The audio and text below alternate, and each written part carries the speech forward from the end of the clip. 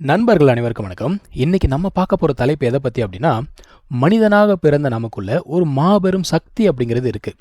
அந்த சக்திய எப்படி நம்ம வெளியில கொண்டு வருவது? இப்ப வெளியில கொண்டு வருவது அப்படின்ன உடனே ஏதோ கிணறு தோண்டுற மாரி தோண்டி வெளியில கொண்டு வந்துர முடியாது. ஏன்னா கிணறு தோண்டுறது கூட கொஞ்சம் ஈஸி. ஆனா இந்த சக்திய வெளியில கொண்டு வரது ரொம்ப கஷ்டம். அதுக்கு நெறைய வழிமுறைகள் அப்படிங்கிறது கொடுக்கப்பட்டாலும், மிகவும் சுலபமான வழிமுறை என்ன அப்படிங்கிறத தான் பார்க்க போறோம். அத வெளியில கொண்டு வரக்கூடிய ஒன்று அது என்ன அப்படிங்கிறத பார்க்க போறோம். இந்த உலகத்துல பலவிதமான மனிதர்கள் இருக்காங்க. அந்த மனிதர்கள் கூட நம்ம என்ன பண்ணணும்? ஒத்து வாழணும். இப்படி ஒத்து வாழணும் அப்படிங்கிறதுக்காக நம்ம ஏதோ தனியா போயிட்டு படிச்சுட்டுலாம் வர்றது கிடையாது. கரெக்ட்டுங்களா? அப்படியே நம்ம போய் ஏதோ படிச்சுட்டு வரோம், இல்ல பல கலைகள கத்துக்கிட்டு வரோம் அப்படின்னா கூட, அந்த கலைகளால நமக்கு என்ன பயன்? இப்போ இறைவனுடைய அருள் அப்படிங்கிறது இந்த கலைகள் மூலமா நமக்கு கிடைக்க போறது கிடையாது. இறைவனோட அருளை அடைவது தான் கற்றலின் உண்மையான பயன், உண்மையான குறிக்கோள். இதை தான் திருவள்ளுவரும் சொல்றாரு. கற்றதனால் ஆய பயனென்கொல் வாளறிவன் நற்றால் தொழாரெனின். இதுல நற்றால் அப்படின்னு சொல்றாங்கல்ல, அந்த நற்றால் அப்படிங்கிறது இறைவனுடைய திருவருள் தான். இப்போ வாளறிவன் அப்படிங்கிற வார்த்தை வருது பார்த்தீங்களா? வாளறிவன்னா யாரு? வாள் அப்படிங்கிறது ஒளியை குறிக்கும். ஸோ ஒளி பொருந்திய அந்த இறைவனின் நற்றால், இறைவனின் நற்றால்னா இறைவனின் திருவருளை குறிக்கும். இந்த திருவருள் அப்படிங்கிறது நம்முடைய உள்ளத்தின் உணர்வில் ஒளிவிடக்கூடிய ஒன்று, நம்முடைய பகுத்தறிவு நிலைக்கு மேலானது. அப்ப இந்த பகுத்தறிவு அப்படிங்கிறத வச்சு நம்ம என்ன பண்ண முடியும்? அருள்னா என்ன அப்படிங்கிறத ஏதோ ஓரளவுக்கு தெரிஞ்சுக்கலாம். அதை முழுமையா அனுபவத்துல உணர முடியுமா அப்படின்னா முடியாது. உண்மையிலே கடவுள் அப்படின்னா ஒருத்தர் தாங்க. அந்த ஒன்றான கடவுளை தான் நம்ம என்ன பண்றோம்? வேற வேற பெயர்கள்ல வேற வேற சிலைகள் அப்படிங்கிறத செஞ்சு வச்சு வணங்கிட்டு இருக்கோம். இந்த ஒன்றான எல்லாம் வல்ல கடவுளுடைய பெரும் சக்தி தான் இந்த அருட்சக்தி.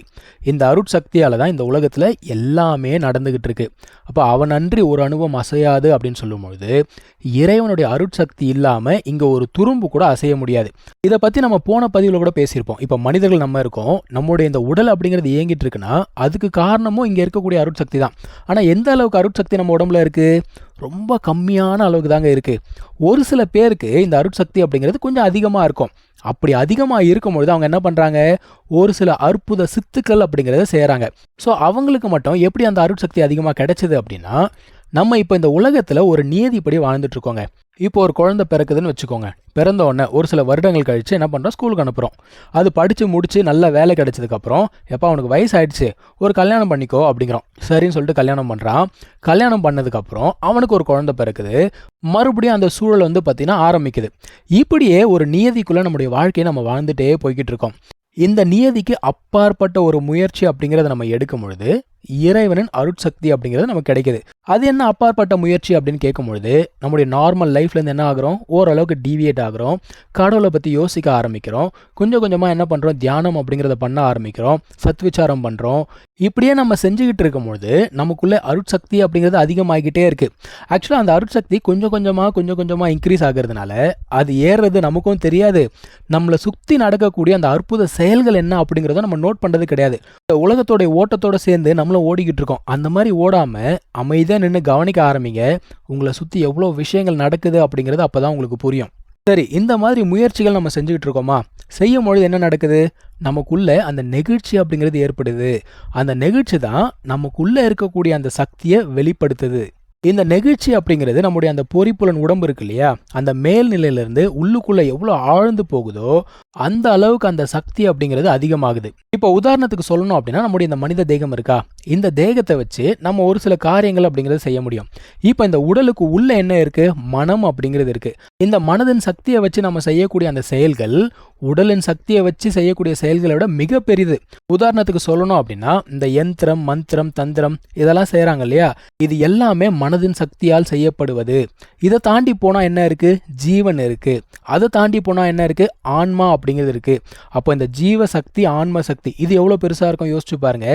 அதுலயுமே ஆன்ம சக்தி அப்படிங்கிறது மிக பெரியது. ஆக்சுவலா இந்த உலகத்துல எல்லாருமே சக்தியை அடையணும் அப்படிங்கிறதுக்காக பலவிதமான யோகங்கள் அப்படிங்கிறது செய்யறாங்களா? குண்டலினி யோகம் செய்யறாங்க, அஷ்டாங்க யோகம் செய்யறாங்க, இது பத்தாவதுக்கு வாசி யோகம் ஒரு பக்கம் செய்யறாங்க. ஆனா உண்மையை சொல்லணும்னா, இந்த யோகத்தின் மூலமாக கிடைக்கக்கூடிய சக்தி இருக்கு பாருங்க, அதனால ஆன்ம சக்தி கிட்ட நெருங்க கூட முடியாது அப்படின்னு சொல்லுவாங்க. இதை சொல்ல வந்த கதை ஒன்று இருக்கு. என்ன தெரியுமா? பிரகலாதன் கதை. இப்போ பிரகலாதனுடைய அப்பா பார்த்தீங்கன்னா யோக சக்தி, ஆணவ அகங்காரம் கொண்ட யோக சக்தி. பிரகலாதன் ஆன்ம சக்தி. ஸோ ஒரு பொழுதும் அந்த யோக சக்தியால் ஆன்ம சக்தி என்ன பண்ண முடியல? கண்ட்ரோல் பண்ண முடியல. இதை பற்றி எல்லாமே நம்ம அந்த தசாவதாரம் சீரீஸில் பேசியிருப்போம். நீங்கள் பார்க்கலன்னா ஒரு வாட்டி பாருங்க. இப்போ நம்ம பேக் டு டாபிக் போயிடலாங்க. இந்த ஆன்ம சக்தி பற்றி பேசணும் இல்லையா? ஆன்ம சக்தி அப்படிங்கிறத நம்ம வெளியில் கொண்டு வரணும்னா ஆன்ம நெகிழ்ச்சி அப்படிங்கிறது ஏற்படணும். ஆன்ம நெகிழ்ச்சி எப்படி ஏற்படும்? முதல்ல நமக்கு உடல் பற்று அப்படிங்கிறது நீங்கணும். அதுக்கப்புறமா ஒருமை என்பது ஏற்பட வேண்டும். இப்போ அடுத்த கேள்வி, ஒருமைனா என்ன? நீங்கள் இப்போ ஒரு முருக பக்தர்னு வச்சுக்கோங்க. முருகனை நினைத்து நீங்கள் தியானம் பண்ணுறீங்க அப்படின்னா நீங்கள் வேற முருகன் வேற அப்படின்னு நினைக்கக்கூடாது. நீங்கள் அந்த முருகனோடு இரண்டரை கலந்து முருகனாக இருந்து எல்லாவற்றையும் பார்த்து செய்து பழகுதல் வேண்டும். இப்படி செய்கிறோம் இல்லையா? நான் அப்படிங்கிறது போய் அதுவாக மாறி நின்று எல்லாவற்றையும் செய்து பழகுவது, இதுதான் ஒருமை. அப்போ நமக்குள்ள இறைவன் இருக்காரு.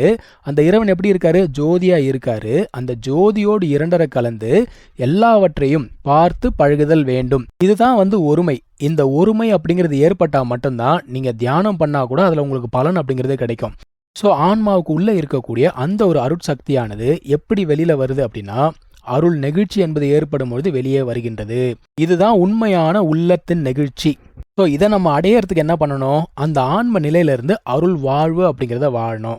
அதை நமக்கு சொல்ல வந்தது தான் சுத்த சன்மார்க்கம். இந்த வாழ்க்கையை தான் சுத்த சன்மார்க்க சுகப்பெரு வாழ்க்கை அப்படின்னு சொல்கிறாங்க.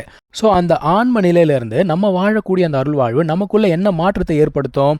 நம்முடைய இந்த தேகம் இருக்குது, அந்த தேகத்தின் மூலமாக நாம் செய்த பல வினைகள் அப்படிங்கிறது இருக்குது.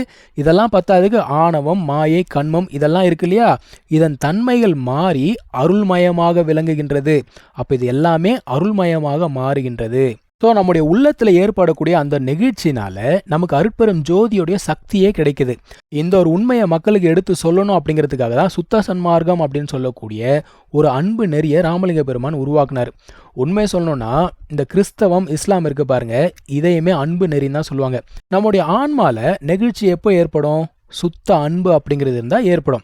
ஆன்மாவுக்குள்ள கடவுளோட சக்தி எப்படி இருக்குது அப்படின்னா அன்பாகவும் அறிவாகவும் இருக்கின்றது. அதாவது அன்பு அறிவாக இருக்கின்றது.